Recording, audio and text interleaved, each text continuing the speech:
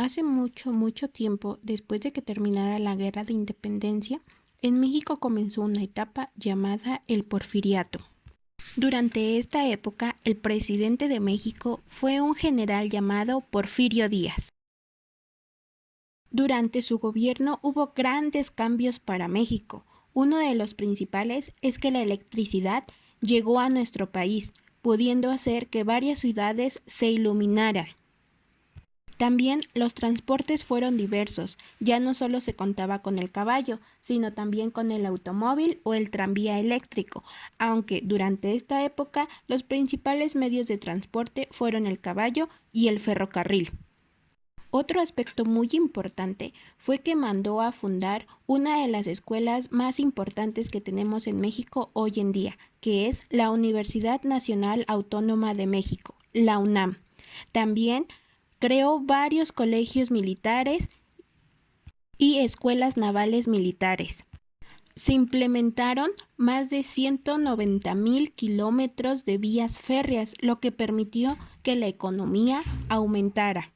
Sin embargo, a pesar de que tuvimos muchos beneficios como pueblo mexicano durante esta época, la riqueza de México no era igual para todos. Porfirio Díaz estuvo más de 30 años en el poder y aunque en su gobierno, como escuchaste, hubo mucho crecimiento económico, esto fue muy costoso para el país y los más perjudicados eran los que menos tenían y también los que se oponían a su gobierno. Esto quiere decir que Porfirio Díaz apoyaba a la clase alta de la sociedad, los ricos, quienes también eran sus amigos. Por el contrario del pueblo mexicano, que tenía que trabajar todos los días incansablemente de sol a sol para poder llevar alimento a su hogar. A los mexicanos se nos pagaba en tiendas de raya que eran establecimientos de crédito, en donde podíamos pedir frijoles, verduras, carne, ropa, zapatos, vino o cualquier otra cosa que necesitábamos. Desafortunadamente, estas tiendas de raya pertenecían a los ricos hacendados, y por más que los mexicanos trabajaran, nunca era suficiente para pagarles lo que pedían. En 1908, un estadounidense llamado James Cleveland, que trabajaba en Pearson Magazine, viene a México para entrevistar a Porfirio Díaz, y en esta entrevista él declara lo siguiente.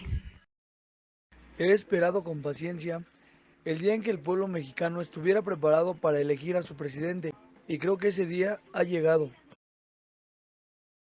Esta entrevista entusiasmó a todos los ciudadanos de México, por lo que en 1910 apareció Francisco I. Madero, quien al escuchar la entrevista comenzó a hacer una gira por todo el país para invitar a las personas que votaran por él en las próximas elecciones.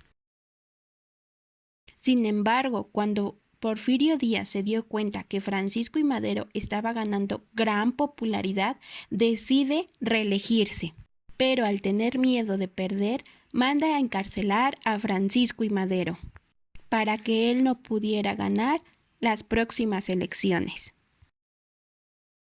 Con Francisco I. Madero encarcelado, en 1910, Porfirio Díaz gana de nuevo la presidencia de México. Sin embargo, los aliados de Francisco I. Madero lo ayudaron para lograr escapar de la prisión y tuvo que huir a Texas, Estados Unidos. Y el 5 de octubre de 1910 proclama el Plan de San Luis, donde invita a todos los mexicanos a levantarse en armas contra el gobierno de Díaz. El 20 de noviembre de 1910, el pueblo mexicano se levanta en armas contra el gobierno de Porfirio Díaz, ocasionando que surgieran grandes líderes. En el sur de México apareció un personaje llamado Emiliano Zapata, mientras que en el norte apareció Francisco Villa, quien en realidad se llamaba Doroteo Arango. También participaron Álvaro Obregón, Pascual Orozco, entre otros. Estos grandes líderes se encargaron de organizar a los mexicanos para luchar en contra del gobierno de Díaz. Incluso entre ellos había mujeres. Estos grandes hombres luchaban por la igualdad, porque todos los mexicanos tuvieran derecho laboral, derecho a la repartición de tierras, derecho a la educación y derecho a la salud.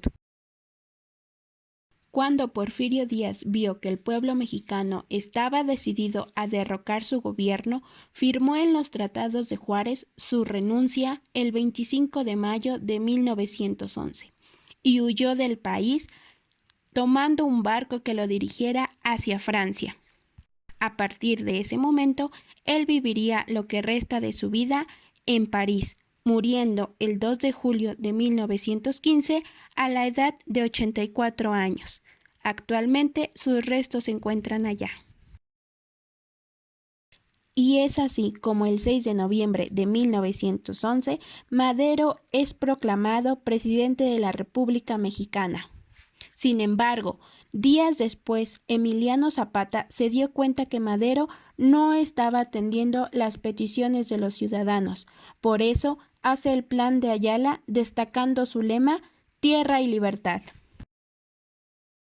Emiliano Zapata y Francisco Villa estuvieron luchando durante un tiempo más contra el gobierno de Madero, ya que exigían que atendieran las necesidades de los ciudadanos mexicanos. Sin embargo, el 22 de febrero de 1913, un comandante de Madero llamado Huerta lo traiciona y se coloca como presidente. A partir de esto, Francisco Villa y Zapata deciden apoyar a Carranza para que él llegue al poder, lográndolo en octubre de 1915. Venustiano Carranza, al buscar atender las demandas que exigían Emiliano Zapata y Francisco Villa, reúne a varias personas en Querétaro el 5 de febrero de 1917, con el objetivo de formar la Constitución mexicana en la que estarían los derechos y las garantías de todos los ciudadanos mexicanos. Sin embargo, Venustiano Carranza se dio cuenta que Emiliano Zapata y Francisco Villa eran líderes potenciales para hacer que el pueblo mexicano se levantara en armas, por lo cual manda a uno de sus coroneles para que el 10 de abril de 1919 emboscara a Zapata en Chinameca, Morelos, y lo matara. Sin embargo, tiempo después, este mismo coronel llamado Álvaro Obregón sube al poder y el 20 de julio de 1923 embosca a Villa en Parral, Chihuahua. Como te diste cuenta, esta lucha duró varios años y aunque inició el 20 de noviembre de 1910 y oficialmente terminó el 5 de febrero de 1917 con la proclamación de la Constitución mexicana, varios años después, el pueblo mexicano se encontró luchando para que esta Constitución fuera respetada.